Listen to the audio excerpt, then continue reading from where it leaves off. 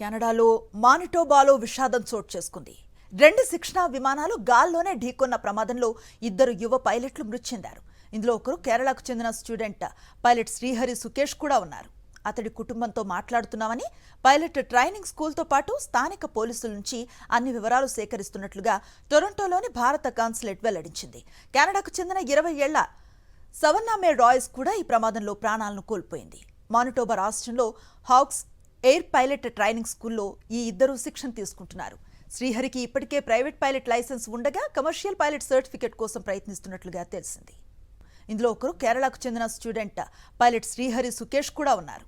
అతడి కుటుంబంతో మాట్లాడుతున్నామని పైలట్ ట్రైనింగ్ స్కూల్తో పాటు స్థానిక పోలీసుల నుంచి అన్ని వివరాలు సేకరిస్తున్నట్లుగా టొరంటోలోని భారత కాన్సులేట్ వెల్లడించింది.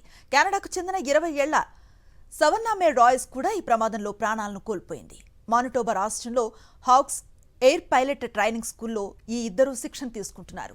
శ్రీహరికి ఇప్పటికే ప్రైవేట్ పైలట్ లైసెన్స్ ఉండగా కమర్షియల్ పైలట్ సర్టిఫికెట్ కోసం ప్రయత్నిస్తున్నట్లుగా తెలిసింది.